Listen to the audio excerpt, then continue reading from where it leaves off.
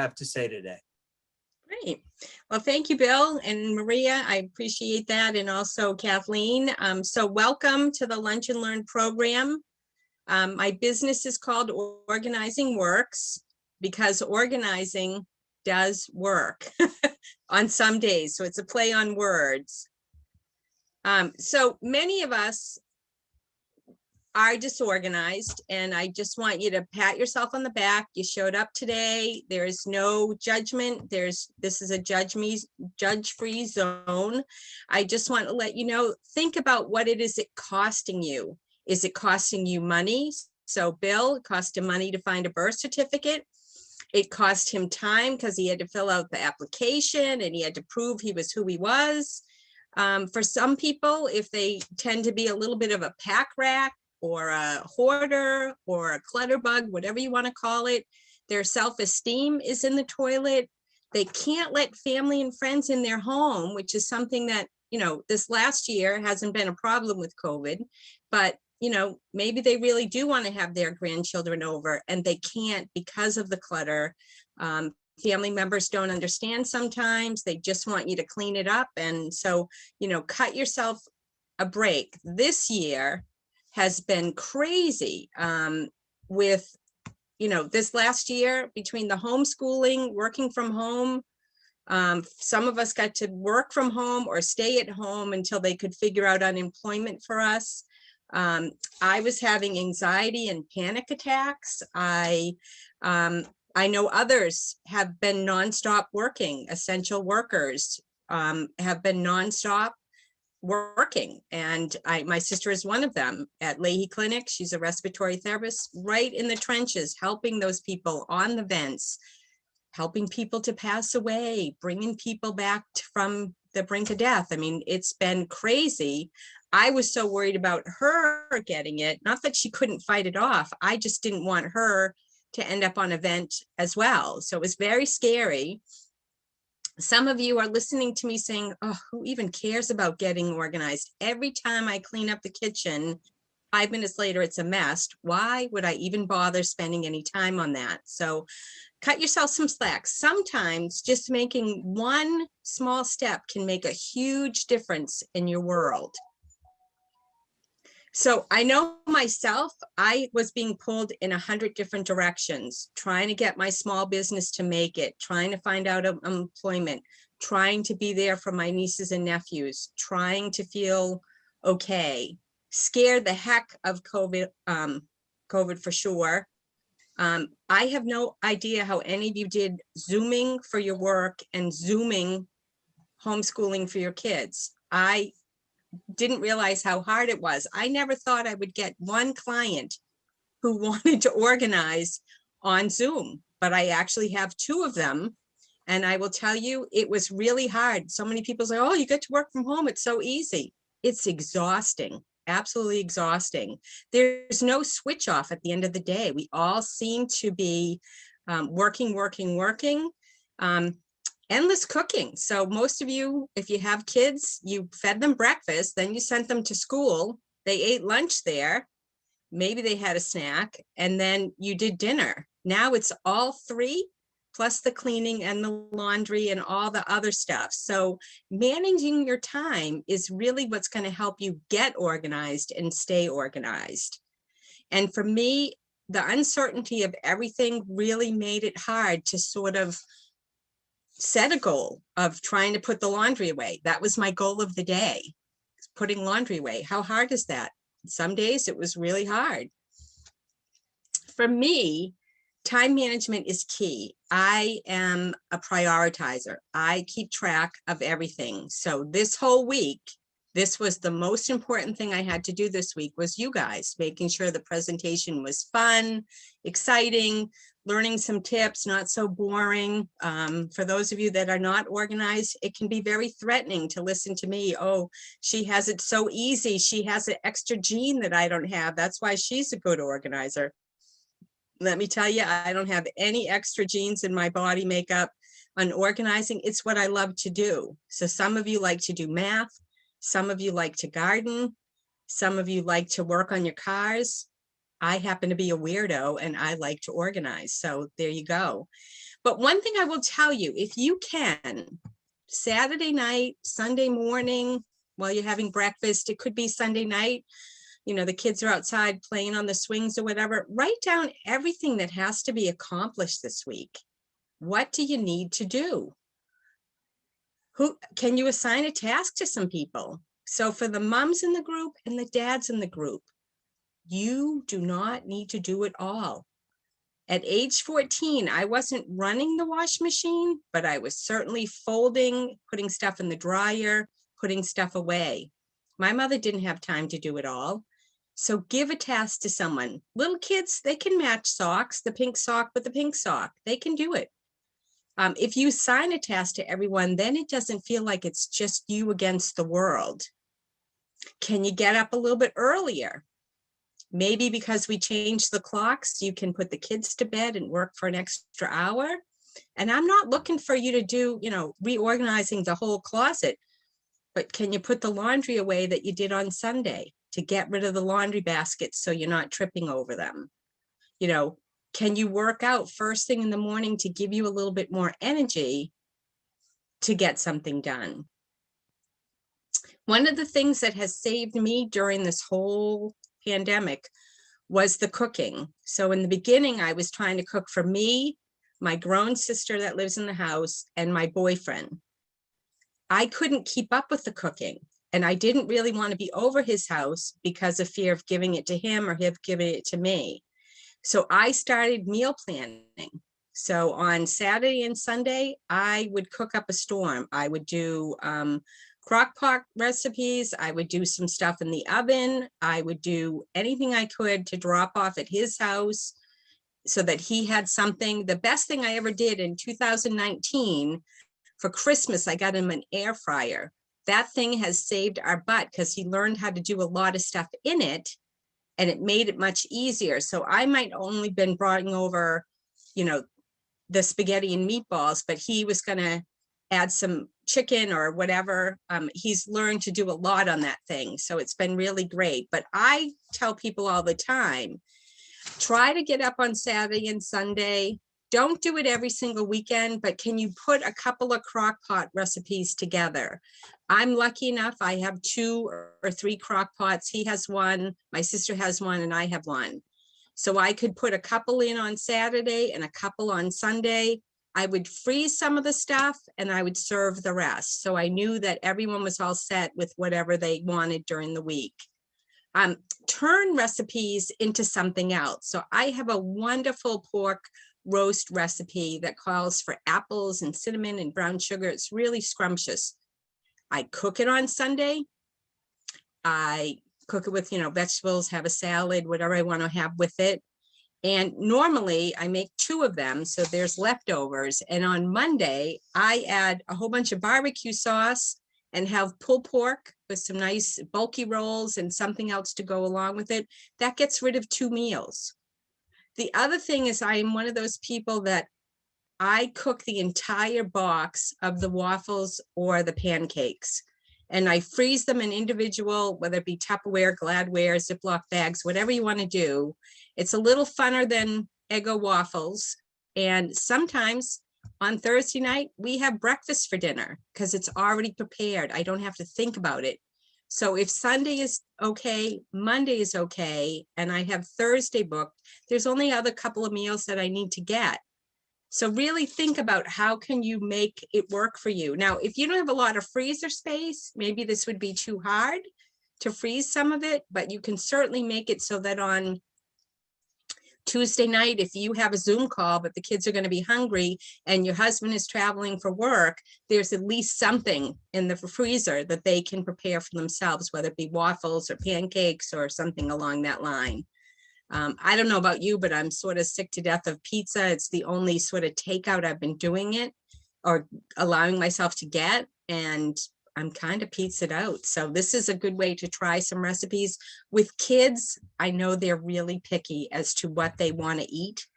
And so maybe some of these Crockpot recipes won't work, but hey, can you make a homemade mac and cheese? And that would be something that they might really love.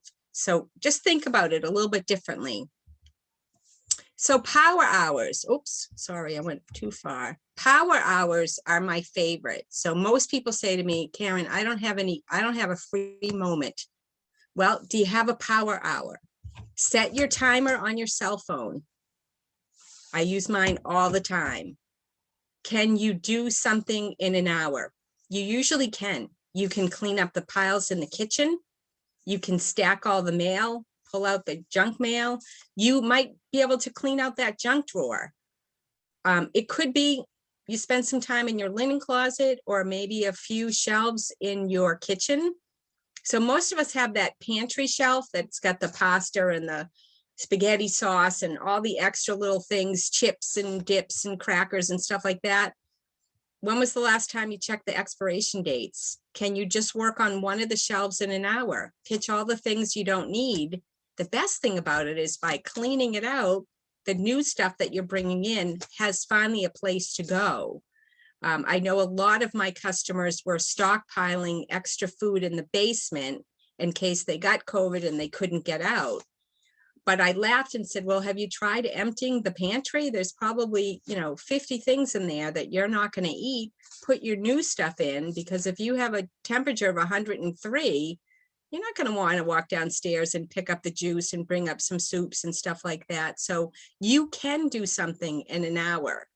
I would tell you, look for the things that are driving you the most crazy. So if it is the kitchen, you can't get the cabinet door to close because the pots and pans are disassembled and the lids are all over the place. Take 5 minutes, clean it up. It really does make a difference.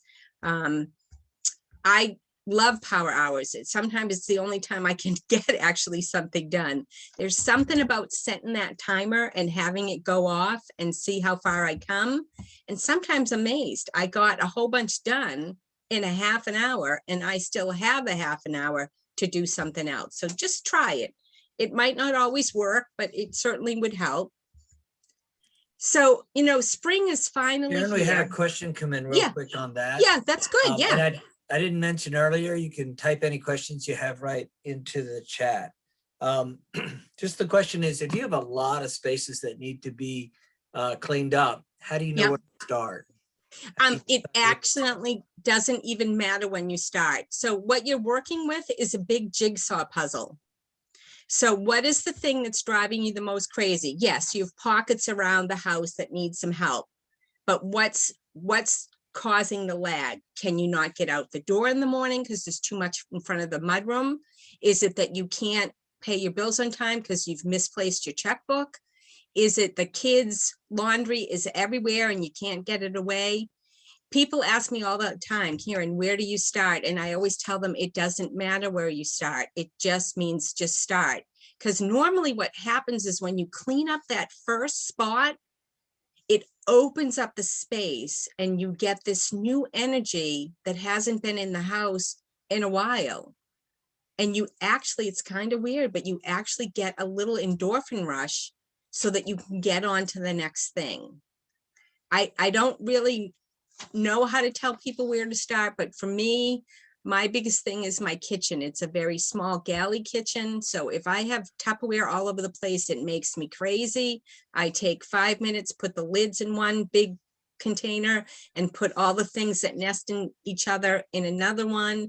I have a whole bunch of Tupperware that doesn't nest, so that has to go somewhere else in my kitchen. But cooking is one of my stress relievers. So if I can't get in the kitchen and cook something because of the chaos, that's normally where I start. I hope that answers the question, but you can ask another one if that doesn't help. Okay. Thanks, Karen. You're welcome. So spring is finally here. Some of us have been stuck in the house the whole year. Some of us have been out, but not really doing anything fun. Like grocery shopping to me is not the funnest thing in the world, but at least it got us out of the house. I would tell you for this year, push the big projects to the fall. Get out, go for a walk, go out and be silly, go do a hike, go do a bike ride, get out, because we really have been stuck. Now, for some of us, we've been stuck in the house the whole time. We've emptied our closets. We've cleaned the garage. We've gotten rid of the stuff in the attic we're not using. We've done everything. So those people are ready to hit the beach, to hit the hikes, all that kind of stuff. Once the states open up, I think people are gonna start getting on planes, start visiting Florida, California, wherever. So for that, I would tell them to leave the big projects aside. You can wait towards the end of the year. I mean, there's nothing better than cleaning the garage in October to get your car in, or to clean out that mudroom so that when the snow flies again this fall, you have a place to put coats and jackets and stuff like that. For the essential workers online with us right now, you have worked your butt off. You haven't had the luxury of cooking, cleaning, organizing. You're listening to me going, shut up, lady, what do you know? But the fact of the matter is, I too want you to get outside, get some fresh air, get rid of your stress, all of the organizing. Some of it can really wait. Those big projects, like I said, the attic, the basement, the garage, your crawl space, all that kind of stuff. I know base housing isn't the giantest. You guys probably don't even have garages, but you probably have some kind of mudroom or some kind of extra space. Normally, those are the dumping grounds. We come in and we dump and we say we're going to get back to it, and we don't. So for the essential workers, thank you for all that you've done, keeping us safe and working your butts off. Go have some fun, get out. You know, it's been so hard on so many of us. The interesting thing is that so many people have cleaned out that a lot of the charities are overwhelmed.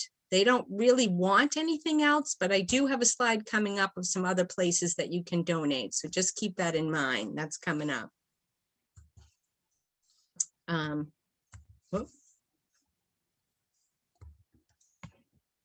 Okay, something's going on. Hold on. There we go. So maybe you're drowning in paperwork, and that's the place where most people hate paperwork. They're trying to sort their mail, but they can't get to. They've misplaced the Verizon bill. They just had it. What did they do with it? I would tell you, as your mail comes in, try to eliminate the junk mail immediately. Don't even bring it in the house if you can. If you want to stop catalogs from coming in, you can go to catalogchoice.org, follow the prompts. You can get yourself off a whole bunch of catalogs. That will help with the onslaught, especially around December when you start, or I should say October, when you start getting the hundreds of catalogs and stuff like that. If you actually pay your bills immediately, do it and file the statements. If you're like me, you pay twice a month. I actually put those bills aside. I have a folder in my desk. They sit there when I'm ready to pay. They're all together. They're not scattered all over the place. I would tell you, file your statements and other essential documents. It's really important that you have a place to keep them. So one of the things that I see, I just want to pick this up. I have more people. Where's the camera? Can you see it? See this little file box? Everyone on the planet seems to buy them, but they don't buy themselves a file cabinet. I'm here to tell you, if you get yourself a real file cabinet, all of the paper that is all over your house, the important things, like Bill's birth certificate, would have a place to live so that you can actually find things. Now, I'm talking about the stuff like immunizations. For you guys, you travel all over the world, keeping track of the documents. When you were in Paris, when did you live in Germany? When did you move to Wright-Patterson? All of that kind of stuff, keeping track of that. Your kids' immunization, doctor, medical issues, that kind of thing, keep that. Now, some of you probably don't care when you paid your Verizon bill or your Comcast bill or your, Eversource bill. Maybe it's not that important to you. For me as a business owner, I have to hang on to that because there's a deduction for it. So I do have a file cabinet that I use all the time. It really helps me keep the paper mess, chaos at bay. It really can help get rid of the clutter all over the kitchen. And I would tell you, both adults really need to know where stuff is in that file cabinet. One of you can set it up, show the other one. We've learned with COVID, some scary things have happened. I have an 80-year-old woman who I'm trying to teach how to balance a checkbook because her husband was the financial guy. She doesn't even know what a checkbook is. It took us 3 months to find the box of checks. Now I'm trying to teach her how to get her statements online. She doesn't have the patience for that. So please promise me today you'll share the information with the other adults in the house. Really important. So I also want to talk about dresser drawers and closets. This could be a really good place for you to start because, again, this might be something that you can do in a power hour. So just take one of your dresser drawers, pull everything out. What do you love? What do you love to wear? Keep that. What do you hate? It looked awful. It's the wrong color. It's itchy. Your mother-in-law gave it to you. What is it? Can you donate them? Maybe some of them are in too bad a shape. They're old, they're ripped, whatever. You think no one's going to want them. You can toss those. I always say if it fits and you like it, keep it. But if it doesn't quite fit and you're really not going to think you're going to lose the weight to get in it, get it out of the house. Having your skinny clothes and your fat clothes are bad.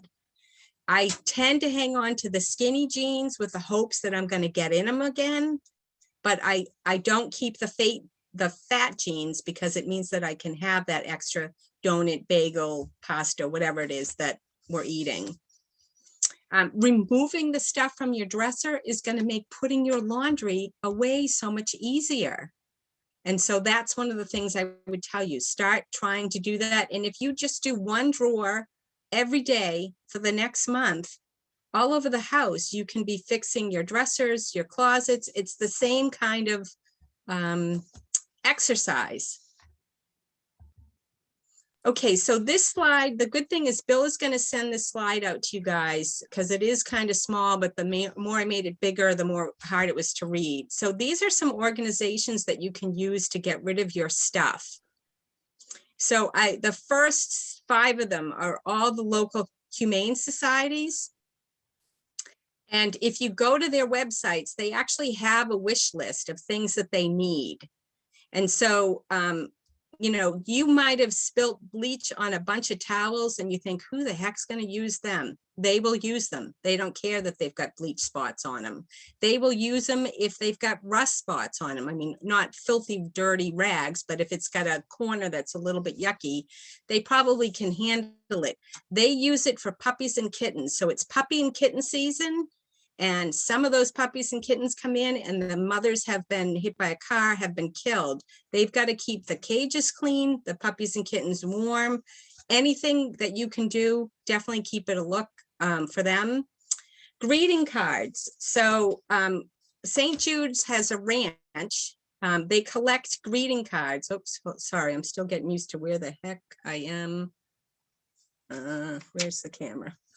Anyways, if you can picture a greeting card that someone sent you this Christmas or for your birthday, if you peel off the side that has, you know, love Aunt Mary, pull that off and you just have the front cover and you box those all up and you can send them to St. Jude's ranch. What they do with these greeting cards is they give them to the kids that are in the hospital that have nothing to do. They can make, you know, they can make gift tags with them for the holidays. They can color on them. There's a write-up, so take a look at it. I will tell you it's kind of expensive because you're sending paper in a box is heavy. But even if you got rid of 20 of the cards that you've been hanging on for God knows why, and then for those of you that get inundated with free cards that no one's even written in, send them. The kids can send them to their grandmothers or to their, you know, spouses, that kind of thing. Or they can send to grandmothers, their mothers, not their spouses, but you know what I mean. The other thing, from the Clothing Collaborative down to More Than Words, I will tell you, all of these organizations help people get back to work, whether they've been an addict, an alcoholic, a battered woman, a battered man, they've had a house fire. All of these organizations help people get back up on their feet. I happen to use Mission of Deeds. They're in Reading, love them, but I also use the place HGRM. They're in Acton. Salvation Army was the only place that would take my alcoholic uncle Every time he fell off the bandwagon and off the wagon and started drinking again, they would hire him back and he'd go back to sweeping the floors, doing an inventory of the bags that came in, cleaning the stock room. They helped him get back up on his feet 2 or 3 times. So I have a special love for Salvation Army, but all people say to me, you know, it's awful that Goodwill makes them pay for these clothing, and Salvation Army, if you've been in the stores, it's really minimal and it gives them a sense of purchasing something for a reason. Goodwill, their story of their founder, the first person they helped, they gave him 4 or 5 suits to get a job and to have some clothes so that he could get a job. And that guy paid for the clothes. Yes, he might only paid $3.50 for everything he got, but he paid something and it gave him a little bit of pride. Epilepsy. So there's a green truck that goes around sometimes in Bedford. I don't know if they get on base, but they are collecting goods for clothing, housewares, all that kind of stuff. The actual storefront that they have is called Savers. And the closest one in Bedford to us is either Wilmington or Framingham.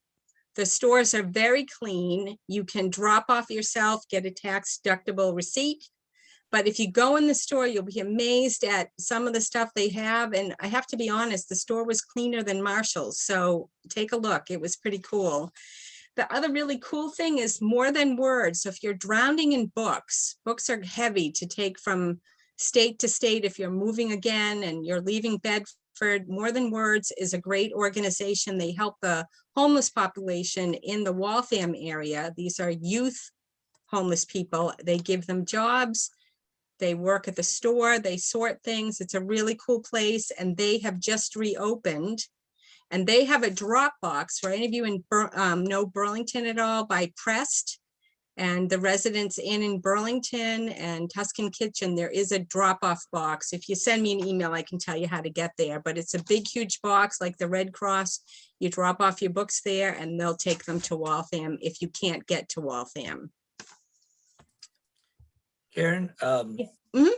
that sounds pretty cool. I did have a question come in though. Okay, go ahead.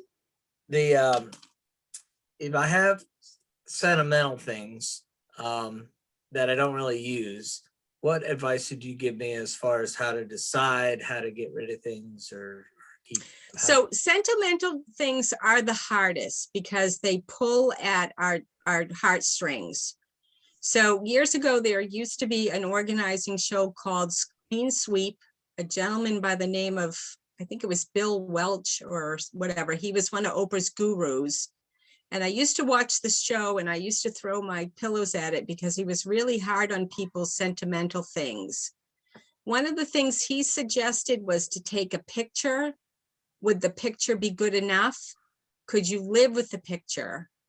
And what I mean by the picture, would you physically take a picture, print out the photograph and put it in a photo album?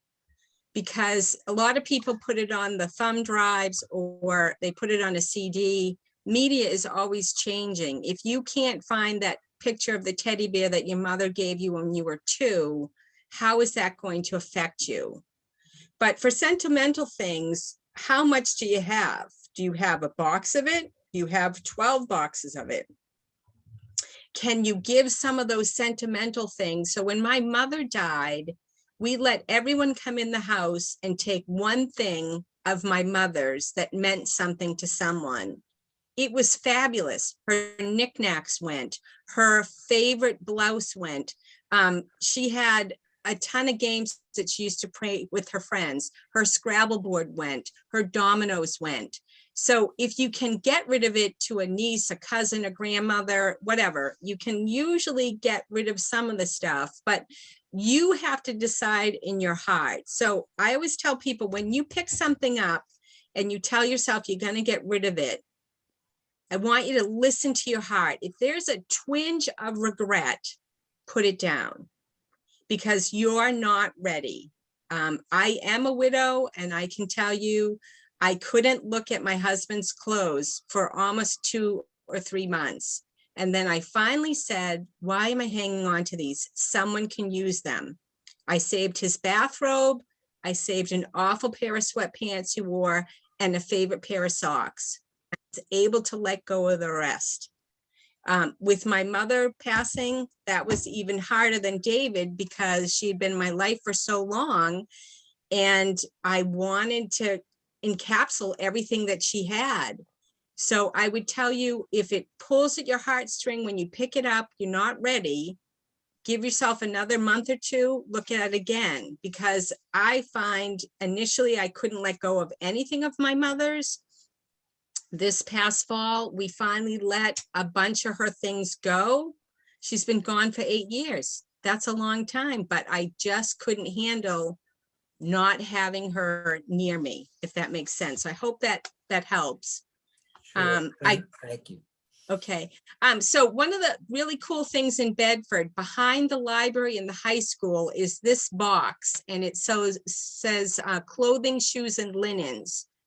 So this is a recycling area. So you can donate all the stuff on the left-hand side, shoes, pocketbooks, tops, jeans, stuff like that. They're probably one of the only places that take stuffed animals.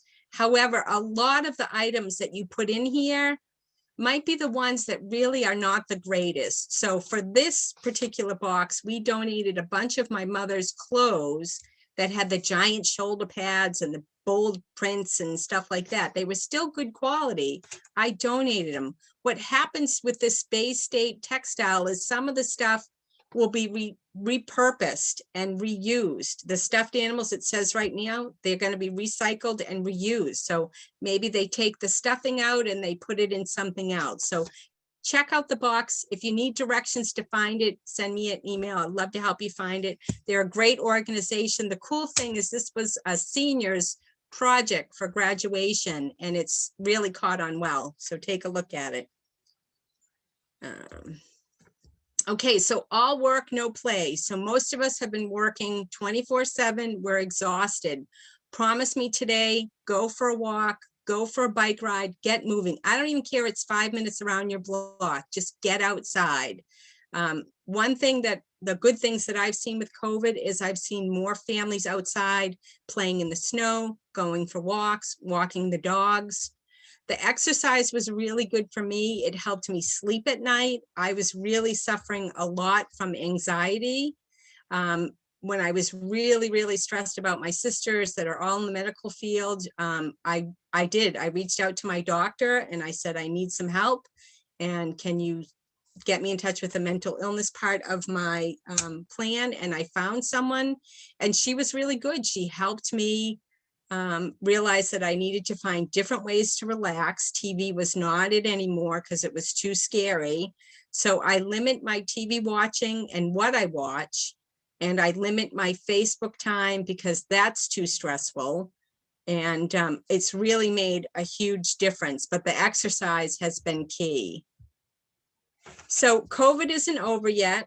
And I know for me, it's making sure I have supplies on hand. Interesting enough, I got exposed on Friday. I'm actually waiting for my test results as we speak. I'm a little panicked, but I think I'm going to be okay.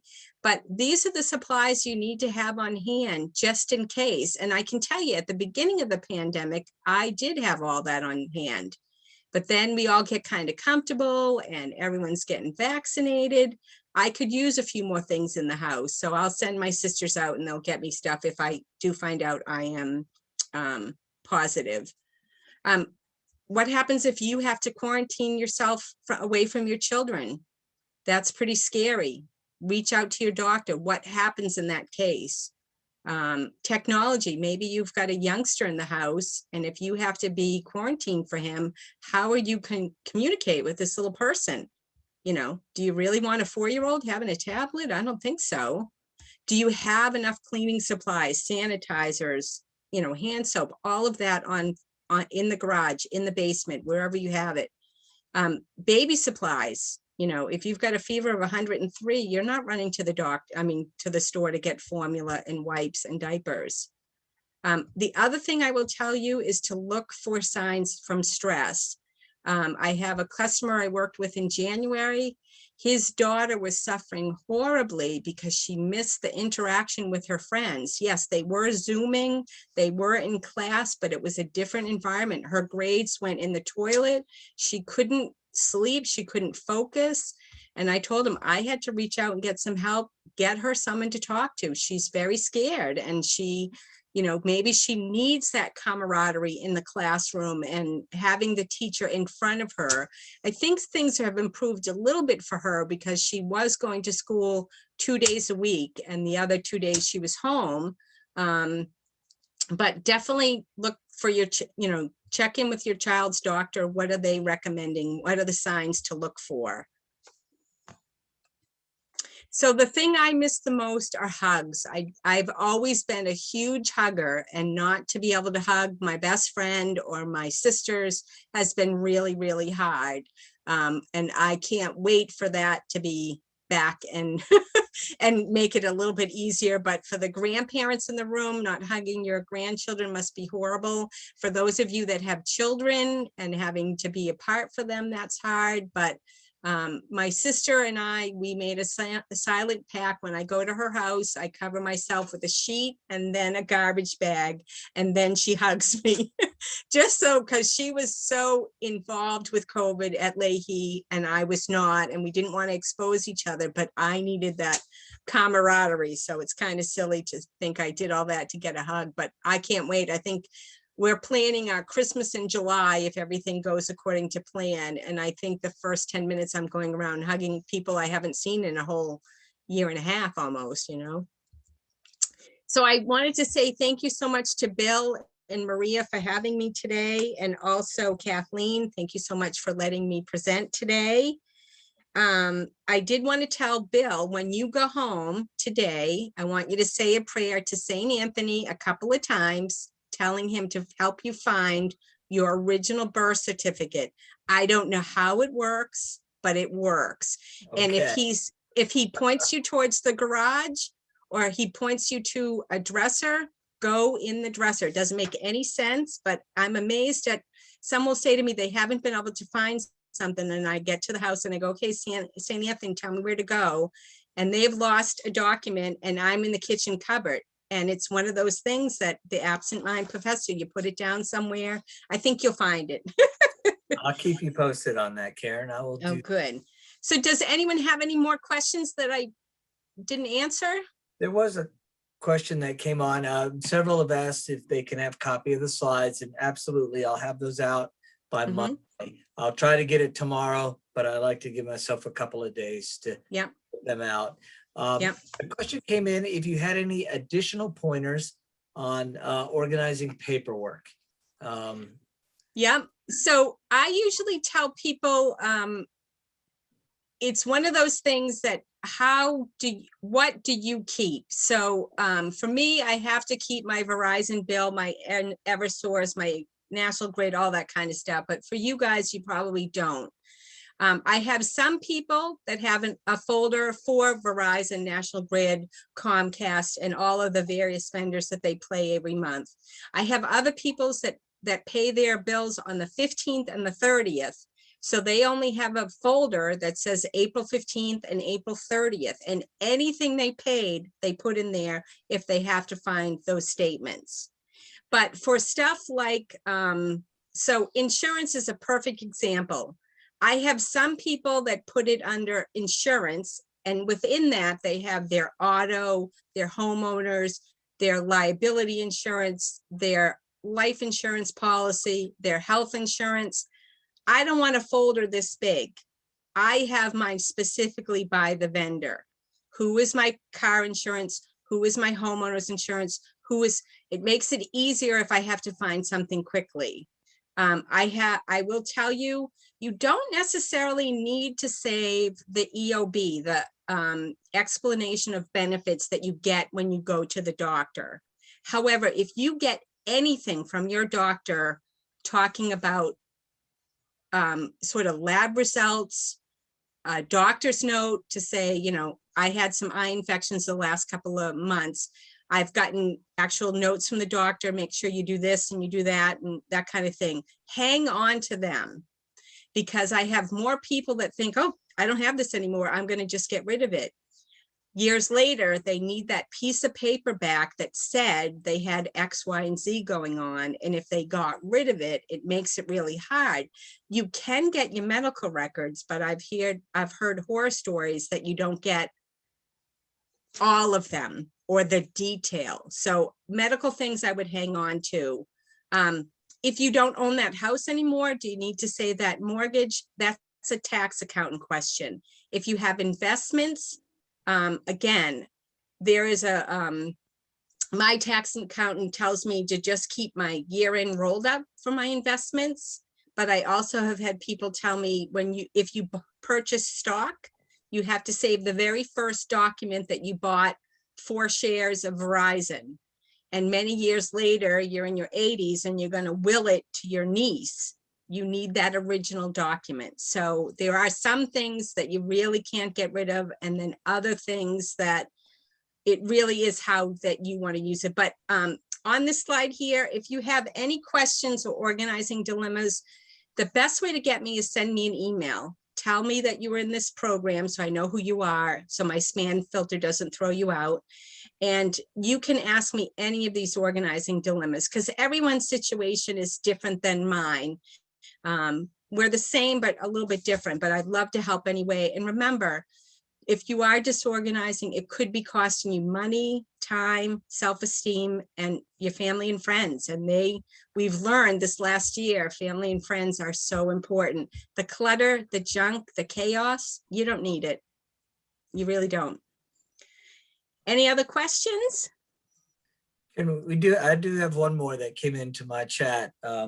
It's just about, you didn't touch on selling things. If there's things that people don't, I'm going to read into it a bit, but Yeah. if it's things that people have that they don't want anymore that are worth a little bit, and do you have any advice on selling those or how to go about selling them? Okay, so there is a new commercial that's been running on BZ Radio, and I haven't had 5 minutes to look at it, but I believe it's called Sold Max or Max Sold. So they are a company that will come in, inventory your stuff, and help you sell it. I don't know anything about them, but they sound like they can streamline the process. I've done pretty good on Facebook Marketplace. I have yet to sell anything on Craigslist. I don't like the site. I don't keep up with it. eBay, I actually took a class on how to sell on eBay. The woman only taught us what not to do on eBay, but by the time we got to what can we do on eBay, the class was over. So Marketplace, I do pretty good. There is a little flyer. I don't know if you guys get it on base. It's called the Action Unlimited. It's a little gray newspaper. Occasionally you see them in the stores around Bedford. And you can go to actionunlimited.org, I believe it is. They have a yard sale thing, so you can post things there.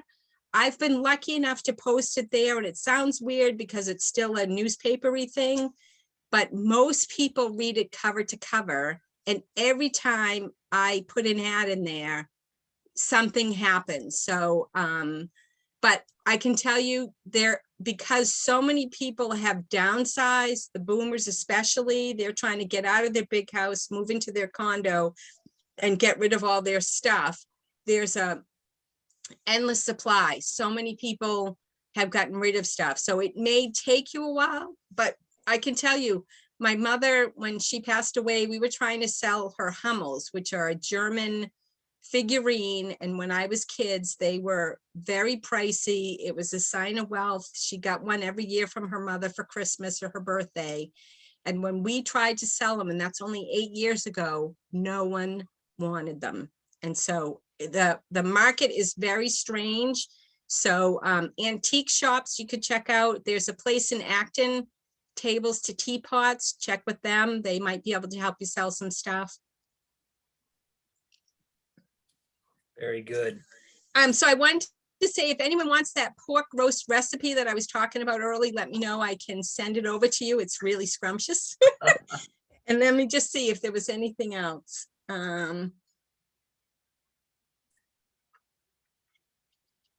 So I did want to say on the slide that where to get rid of stuff, there is a a person on there called Living Waters. They're out of Lowell. And I've had a really hard time getting a hold of them because they did close for the pandemic. They couldn't let people in the facility, but I did hear from the other day and they are open and their wish list is pretty extraordinary. They deal with the homeless in Lowell, and believe it or not, they're the only ones that will take your mismated clean socks. Because if you are homeless and diabetic on the streets of Lowell, clean socks are like the #1 thing. So I can give you directions. They're a great organization, so keep them in mind. Actually, mismatched socks is a thing now. It's like my kids think it's really cool. So Cool. they wear them that way anyway. So Well, it's really funny. I go into houses that have bags and bags of mismated socks and I like salivate. I try to match them up and usually I can do like 2 or 3 bags and people are like, how did you find that? And I'm like, I'm just attention to detail. This has a stripe, that has a stripe kind of thing. So, but so I'm sorry, have I gone over the time? Am I? no, we're on time. We're on time. If there's any other questions, you can put them in the chat real quick. I'm definitely going to check out your list and see what I can donate. I don't have much luck selling things, so I prefer to donate. That's just me. Yeah, me too. I spend more time trying to find someone that, I mean, I've had a set of shop lights on Facebook with the Valance and I'm only asking $50 and I have 4 of them. And normally that's like $180. And I have yet to sell them. And every year before Christmas, I have this little bidding war of people. And then I finally say, okay, meet me at Stop and Shop in Bedford, 8 o'clock Saturday morning. I don't want them coming to my house. And guess what? They don't come. So something's funny there. Well, I know I'm going to also go right out. I have a whole box of cards and I'm going to send those off to St. Jude's Ranch. So you can. Yeah. Now, I honestly haven't reached out to them. I don't know how they're doing with the pandemic. Just make sure before you mail them, they might be not accepting until everyone's vaccinated, but just double check it. But I know when I sent mine, I had a heart attack at UPS because my box weighed, 20 pounds and it was pretty expensive. But all the joy that I brought to kids that are fighting cancer, I'd do it again tomorrow, Well, I wish you all well. Oh, Karen, I was just going to say your power hour works for me. The first time I ever saw your presentation, I use it and it makes me feel so much better that I did something. And so it gives me incentive to do it again. So that's a good one. And even if it's not a power hour, just 30 minutes. That's what I told myself, as long as I did something. Yeah, well, I think what happens is we're so into, oh, I didn't get this done and I didn't get that done. If I can just do something small each day, then I don't feel quite like, why can't I get this done? I mean, it's really hard. And this is even before COVID. I mean, COVID, we're all ripping our hair out. But I mean, prior to that, there were days that I could get stuff done. But, when you're working 7 days a week, it's really hard to worry about if your laundry is away and stuff like that. So cut yourself some slack, get rid of the clutter if you can. If you have less, it makes your life so much easier. It sounds crazy, but get rid of the books you don't read anymore. Stop the magazines if you don't read them. It's a waste of a tree, And it is Earth Day. It is Earth Day. Happy Earth Day. Yeah. Well, thank you so much. I don't see any other questions. I'd like to thank everybody for attending. I will be sending out, we've recorded this and I'll send out a link to the recording. I'll send out the PowerPoint slides as well for you. That'll have Karen's information on it if you want to reach out to her or if you have questions for her. She's happy to answer those.